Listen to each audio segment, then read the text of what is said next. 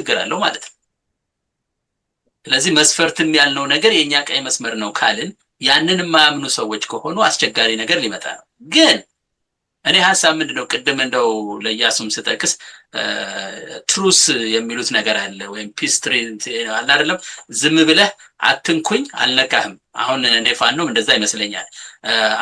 እናንተም አትውጉን እኛም አንውጋ ያሉ ይመስለኛል። አያውጡትኝ እንደው ግን ዝም ብሎ ይሄን ሰውዬ ለመጣል ነው ብሎ ግን ልክ እዛች ወንበሯ ጋር ሲደርሱ ግን ሌላ ችግር ደግሞ መፍጠር ነው፣ ሌላ ጦርነት ውስጥ የምንገባ ይመስለኛል። ስለዚህ ወደ ሁለተኛው ጥያቄ ልግባ። ይሄን ካልኩኝ በኋላ ምናልባት ይዛችሁ አንዳንድ ጥያቄ ካለም እንደመለስ እችላለሁ። እዛ ላይ ያመጣው ነገር ላይ ሳላለው ያለፍኩትም ነገር አልከው ላ የምጨምረው ነገር አለ። እሺ ያልተነጋገርንባቸው ምክንያቱም ሀሳቡ በጣም ሰፊ ነው። እውነት ለመነጋገር ከሆነ እያንዳንዱን ታክቲካል የሆነ አጋርነት ወይም ስልት እንዲህ በአደባባይ አውጥቶ ፋኖ እንዲህ ማድረግ አለበት ከዚህ ጋር እንዲህ መስራት አለበት ማለት ያስቸግራል። ይሄ የፖሊት ቢሮ ወይንም ደግሞ የፋኖ አመራር በውስጣዊ የሚሰራው ስራ መሆን አለበት ብዬ ገምታለሁ። መሆንም ያለበት ጉዳይ ነው። ነገር ግን ጉዳዩ እንዳለ በፖለቲካል ሳይንሱ፣ በሚሊተሪ ሳይንሱ ታክቲካል ስትራቴጂ እና ታክቲካል አጋርነት ወይም ታክቲካል ስልትንና ወይንም ደግሞ ስትራቴጂክ ስልት የምንለው እንዳለ ማስገንዘብ እስፈልጋለሁ። ይሄ በትክክል ይሰመርበት። ያ ነገር ግን እንዴት ነው መካሄድ ያለበት፣ ከማጋ ነው ምንድን ነው ማድረግ ያለበት የሚለው የፖሊት ኤግዛምፕል ለምሳሌ ታክቲካል አላይመንት ወያኔ የአማራን ህዝብ በታክቲካል አላይመንት በእንቅስቃሴዋ አቅፋ ይዛ ደግፋ መታ ነበረ።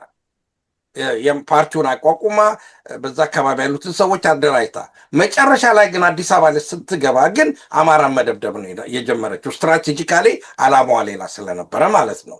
ስለዚህ የአማራ ትግል ታክቲክ አልባ የሆነ ነው ብለን ማሰብ የለብንም።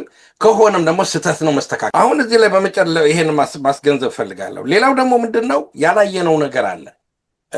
እኔም ሳልናገር ስላለፍኩት ቅድም ወንድሜም ጌጤም ተናግሮታልና ይህ አጋርነት በምንልበት ሰዓት አጋርነትን ወደ በኋላ ወደ ግራፉን ታመጣልኛል። አጋርነትን በምናስቀምጥበት ሰዓት ሰርቸዋለሁ። ጌጤም ስላነሳው አመሰግናለሁ። እና በውስጣዊ ያለን አጋርነት ያስፈልጋል። ለምሳሌ በውስጣዊ ያለው አጋርነት ማለት ውዝን አማራ ህዝብ ማለት ነው። አማራ ህዝብ በውስጣዊ ያለው አጋርነት ምን አይነት ነው?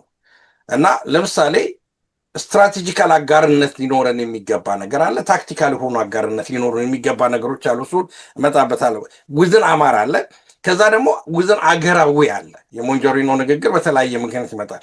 እንዲያውም በአንድ ፕራይቬት ይሁን በግሩፕ ይሁን አንድ አርማ ልኬልህ ነበር፣ ሎጎ ነገር የተሰራ ጊዜው ስላልደረሰ አልችልም እንጂ የትግራይ ነፃነት ነው ምናምን የሚል አንድ አርማ ያለው ነገር አይቼ ገርሞኝ ልኬልሃለሁ። እና ለምሳሌ ሞንጆሪኖ እኛ መንገንጠል አልፈልግም፣ እኛ ፍትሃዊ ስርዓት ነው እንጂ የምንፈልገው መገንጠል አልፈልግም ብላ ተናግራለች በአደባባይ። የሞንጆሪኖ ንግግር ስትመለከተው አሁን እሷን ስትመለከተው የተናገራቸው ታክቲካዊ ነው ወይንስ ስትራቴጂካዊ ነው የሚለው አሁን እስካሁን ያየነው ከአማራው አንጻር ነው።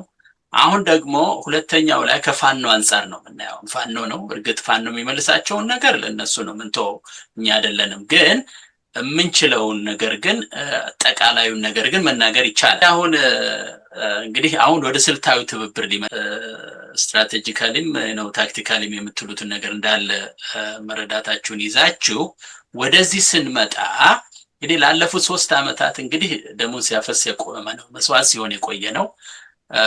እና ለዚህ ዘላቂ ድል ሲባል ደግሞ ፋኖ ከየትኛዎቹ ኃይል ጋር ስልታዊ ትብብር ሊፈጥር ስልታዊን እንግዲህ ታክቲክ በሚለው ስልታዊ ያልኩት እንዳልከው አማርኛው ትንሽ አስቸጋሪ ነው።